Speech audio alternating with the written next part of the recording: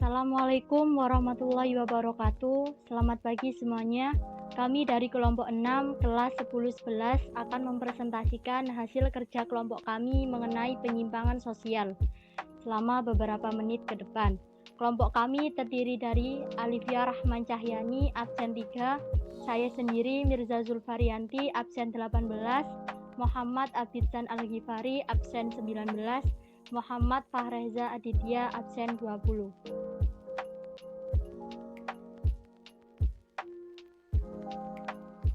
Coba perhatikan gambar yang kami tayangkan. Setelah melihat gambar tersebut, apa pendapat kalian mengenai gambar tersebut? Apa dan mengapa hal tersebut bisa terjadi? Bagaimana cara pencegahannya? Yuk kita bahas di slide berikutnya. Nah, berikut definisi penyimpangan sosial. Penyimpangan sosial yang juga biasa dikenal dengan nama perilaku menyimpang adalah perilaku yang tidak sesuai dengan norma sosial di masyarakat atau suatu kelompok atau aturan yang telah disepakati bersama dalam sistem sosial. Jadi, maksud perilaku menyimpang diartikan sebagai tingkah laku, perbuatan, atau tanggapan seseorang terhadap lingkungan yang bertentangan dengan norma-norma dan hukum yang ada di dalam masyarakat. Penyimpangan terhadap norma-norma atau nilai-nilai masyarakat disebut deviasi. Sedangkan pelaku atau individu yang melakukan penyimpangan disebut devian. Kebalikan dari perilaku menyimpang adalah perilaku yang tidak menyimpang, yang sering disebut dengan konformitas. Konformitas di sini adalah bentuk interaksi sosial yang di dalamnya seseorang berperilaku sesuai dengan harapan kelompok. Selanjutnya ada beberapa ahli juga berpendapat mengenai definisi penyimpangan sosial, diantaranya ada Rushdie Chan. Menurut beliau, perilaku menyimpang merupakan setiap perilaku yang tidak berhasil menyesuaikan diri dengan kehendak-kehendak masyarakat atau kelompok tertentu dalam masyarakat. Yang kedua, James van der Zijden. Menurut beliau, penyimpangan sosial adalah perilaku yang oleh sejumlah besar orang dianggap sebagai hal yang tercela dan di luar batas toleransi. Yang ketiga, Paul B. Hutton. Menurut beliau, bahwa penyimpangan adalah setiap perilaku yang dinyatakan sebagai pelanggaran terhadap norma-norma kelompok atau masyarakat. Yang keempat, Robert M. Z. Lawang. Menurut beliau, penyimpangan sosial adalah semua tindakan yang menyimpang dari norma yang berlaku dalam sistem sosial dan menimbulkan usaha dari mereka yang berwenang dalam sistem itu untuk memperbaiki perilaku yang menyimpang itu. Berikutnya ada ciri-ciri penyimpangan sosial. Yang pertama, penyimpangan harus dapat didefinisikan. Maksud dari kalimat tersebut dikatakan menyimpang atau tidaknya semua perilaku harus dapat dinilai berdasarkan kriteria tertentu dan diketahui penyebab penyimpangannya. Yang kedua, penyimpangan bisa diterima, bisa juga ditolak. Maksud dari kalimat tersebut yaitu sebagian ahli sosiologi menyebutkan bahwa penyimpangan tidak selalu berdampak negatif. Ada beberapa perilaku menyimpang yang dapat diterima oleh masyarakat, misalnya wanita karir. Adapun pembunuhan, perampokan, dan sejenisnya merupakan tindakan menyimpang yang ditolak masyarakat. Yang ketiga, penyimpangan relatif dan penyimpangan mutlak. Maksud dari kalimat tersebut yaitu semua orang pernah melakukan tindakan menyimpang, namun masih pada batas-batas tertentu yang bersifat relatif untuk semua orang. Dikatakan relatif karena perbedaannya hanya pada frekuensi dan perbedaan atau kadar penyimpangan. Batas-batas tertentu di sini dimaksudkan bahwa seseorang menyimpang adalah orang yang melakukan penyimpangan secara terbuka, yang oleh orang lain hal tersebut dilakukan secara sembunyi-sembunyi. Yang keempat,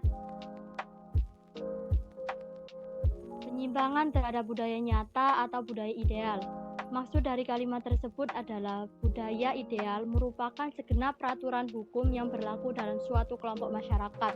Akan tetapi, faktanya tidak ada seorang pun yang patuh terhadap segenap peraturan resmi tersebut, karena antara budaya ideal dengan budaya nyata selalu terjadi kesenjangan. Yang kelima, terdapat norma-norma penghindaran dalam penyimpangan. Arti maksud norma penghindaran ini adalah pola perbuatan yang dilakukan orang untuk memenuhi keinginan mereka tanpa harus menentang nilai-nilai tata kelakuan secara terbuka.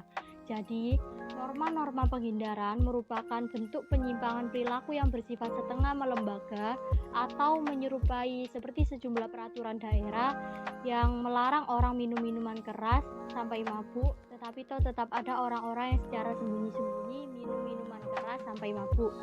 Yang keenam, penyimpangan sosial bersifat adaptif atau menyesuaikan. Maksud dari kalimat tersebut adalah penyimpangan sosial tidak selamanya menjadi ancaman. Terkadang perilaku tersebut dapat dianggap sebagai alat pemikiran stabilitas sosial. Selanjutnya akan dilanjutkan oleh rekan saya.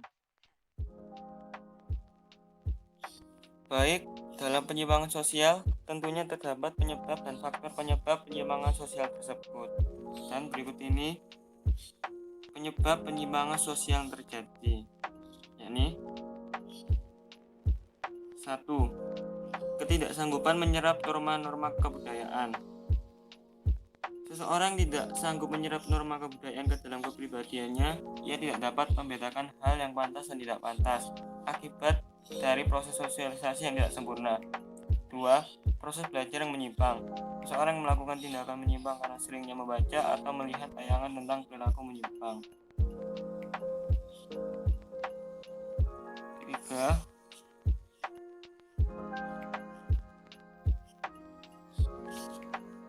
Ketiga, ketegangan antara kebudayaan dan struktur sosial. Terjadinya ketegangan antara kebudayaan dan struktur sosial dapat mengakibatkan perilaku yang menyimpang, akibat dari tidak tercapainya tujuan sehingga melakukan perilaku menyimpang. 4. Ikatan sosial yang berlainan.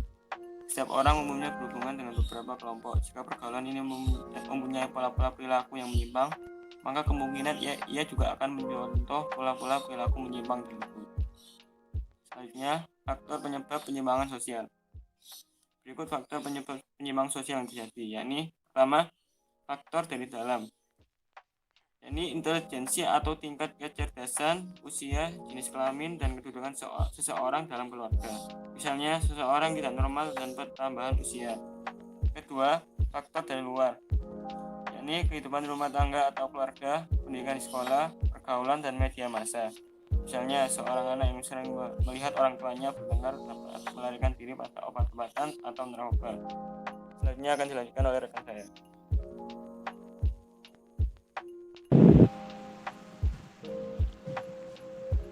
Di sini saya akan menjelaskan tentang bentuk-bentuk penyimpangan sosial serta penggolongannya. Yang pertama adalah bentuk-bentuk penyimpangan sosial.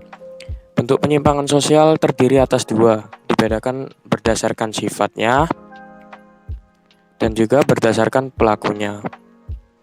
Penyimpangan sosial berdasarkan sifat terdiri dari penyimpangan bersifat positif dan juga penyimpangan bersifat negatif. Sedangkan penyimpangan berdasarkan pelakunya terdiri dari tiga, yaitu individual deviation, kelompok atau group deviation, dan juga combined deviation atau penyimpangan campuran. Bentuk penyimpangan sosial berdasarkan sifatnya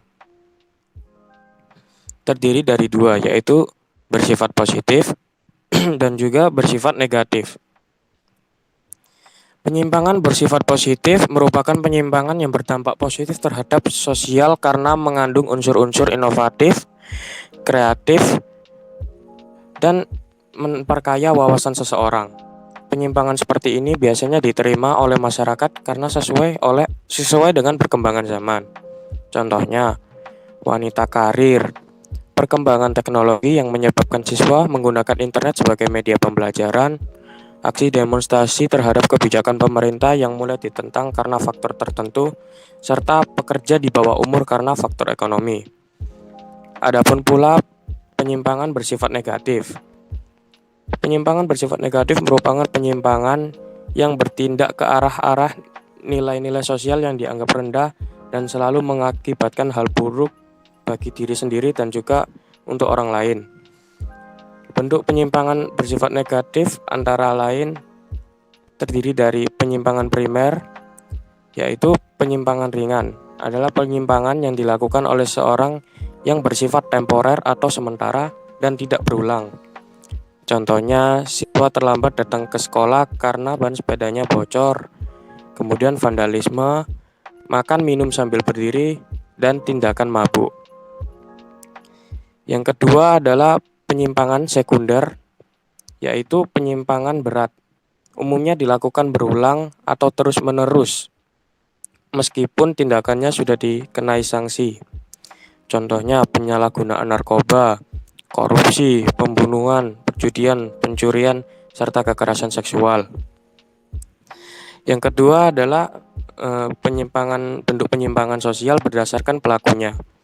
Terdiri dari 3, yaitu penyimpangan individual, kemudian penyimpangan kelompok, dan juga penyimpangan campuran.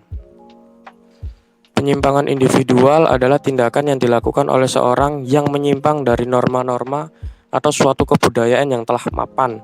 Contohnya, seorang anggota keluarga melakukan KDRT, anak durhaka kepada orang tuanya, berbohong atau menipu, serta pelanggaran aturan PPKM di masa pandemi saat ini. Penyimpangan individu berdasarkan kadar penyimpangannya dibagi menjadi 5, yaitu sebagai berikut. Yang pertama ada pembandel, yaitu penyimpangan karena tidak patuh pada nasihat dari orang tua untuk mengubah pendiriannya yang kurang baik. Yang kedua ada pembangkang, yaitu penyimpangan karena tidak taat peringatan orang-orang. Yang ketiga yaitu pelanggar, yaitu penyimpangan karena melanggar norma-norma umum yang berlaku. Misalnya pengguna jalan raya melanggar rambu-rambu lalu lintas. Yang keempat ada perusuh atau penjahat, yaitu penyimpangan karena mengabaikan norma-norma sehingga menimbulkan kerugian harta benda atau jiwa di lingkungannya. Yang kelima ada munafik, yaitu penyimpangan karena tidak menepati janji, berbohong, berkhianat, dan berlagak membela. Yang kedua adalah penyimpangan kelompok. Penyimpangan kelompok adalah tindakan yang dilakukan oleh sekelompok orang yang tunduk pada norma kelompok yang sifatnya bertentangan dengan norma masyarakat yang berlaku. Contohnya penyelundupan narkotika oleh sekelompok oknum. Kedua ada sekelompok penggemar sepak bola yang mengamuk, kemudian aksi demonstrasi oleh sekelompok pekerja. Yang ketiga ada penyimpangan campuran. Penyimpangan ini dilakukan oleh individu dari suatu golongan yang memiliki keterikatan tertentu, kemudian mengabaikan norma dan nilai sosial yang berlaku serta pemikiran dari golongan lain. Contohnya, yang pertama adalah remaja yang bergabung sebuah geng, memiliki keterikatan tertentu terhadap gengnya, dan cenderung memusuhi geng lain yang tidak memiliki pendirian yang sama oleh gengnya. Yang kedua adalah orang yang tergabung dalam kelompok ekstremis agama cenderung tertutup dengan pemikiran lain mengenai tindakan mereka. Kemudian tentang penggolongan perilaku menyimpang. Terdiri dari 3, yaitu tindakan non-konform, tindakan antisosial, dan juga tindakan kriminal. Tindakan non-konform yaitu tindakan yang tidak sesuai dengan nilai-nilai atau norma-norma yang berlaku. Contohnya adalah mengenakan sandal jepit ke sekolah, meninggalkan jam pelajaran, wanita sebagai perokok, dan membuang sampah bukan pada tempatnya. Yang kedua adalah tindakan antisosial, yaitu tindakan menjauh dari kebiasaan dan nilai-nilai dalam masyarakat atau kepentingan umum. Contohnya menarik diri dari pergaulan atau tidak mau berteman, keinginan untuk bunuh diri, minum minuman keras, dan penggunaan narkoba. Yang ketiga ada tindakan kriminal, yaitu tindakan nyata yang jelas telah melanggar hukum tertulis dan mengancam jiwa atau keselamatan orang lain. Contohnya pencurian, perampokan, pembunuhan, dan kriminalisasi. Selanjutnya oleh rekan saya. Oke, selanjutnya saya akan menjelaskan tentang jenis-jenis penyimpangan sosial dan cara pencegahannya. Jenis-jenis penyimpangan sosial. Yang pertama ada tawuran atau perkelahian antar pelajar.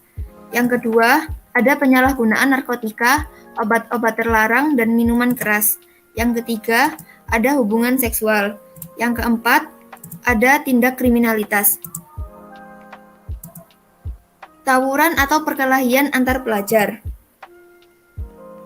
Perkelahian termasuk jenis kenakalan remaja akibat kompleksnya kehidupan kota yang disebabkan karena masalah sepele. Yang kedua, ada penyalahgunaan narkotika, obat-obat terlarang, dan minuman keras. Penyalahgunaan narkotika adalah penggunaan narkotika dan narkoba tanpa izin dengan tujuan hanya untuk memperoleh kenikmatan. Penyimpangan sosial yang timbul akibat narkotika adalah pembunuhan, pencurian, dan perampokan. Yang ketiga ada hubungan seksual. Hubungan seks di luar nikah, pelacuran, HIV dan AIDS merupakan penyimpangan sosial karena menyimpang norma sosial maupun agama. Dan yang terakhir, ada tindak kriminalitas. Tindak kriminal adalah tindak kejahatan atau tindakan yang merugikan orang lain dan melanggar norma hukum, norma sosial, dan norma agama. Misalnya mencuri, menodong, menjamret, membunuh, dan lain-lain. Disebabkan karena masalah kesulitan ekonomi dan merupakan profesi atau pekerjaan karena sulit mencari pekerjaan yang halal.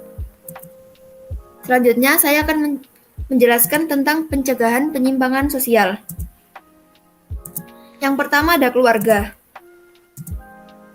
Keluarga merupakan awal proses sosialisasi dan pembentukan kepribadian seorang anak. Kepribadian seorang anak akan terbentuk dengan baik apabila ia lahir dan tumbuh berkembang dalam lingkungan keluarga yang baik, begitu pula sebaliknya. Yang kedua, ada lingkungan tempat tinggal dan teman sepermainan. Lingkungan tempat tinggal juga dapat mempengaruhi kepribadian seseorang untuk melakukan penyimpangan sosial. Seseorang yang tinggal dalam lingkungan tempat tinggal yang baik, warganya taat dalam melakukan ibadah agama, dan melakukan perbuatan-perbuatan yang baik, maka keadaan ini akan mempengaruhi kepribadian seseorang menjadi baik, sehingga terhindar dari penyimpangan sosial dan begitu pula sebaliknya. Dan yang terakhir ada media massa. Media massa, baik cetak maupun elektronik, merupakan suatu wadah sosialisasi yang dapat mempengaruhi seseorang dalam kehidupan sehari-hari. Langkah pencegahan agar tidak terpengaruh akibat media massa adalah apabila kita ingin menonton acara di televisi dengan memilih acara yang bernilai positif dan menghindari tayangan yang dapat membawa pengaruh tidak baik. Sekian presentasi dari kami kelompok 6. Terima kasih. Wassalamualaikum warahmatullahi wabarakatuh.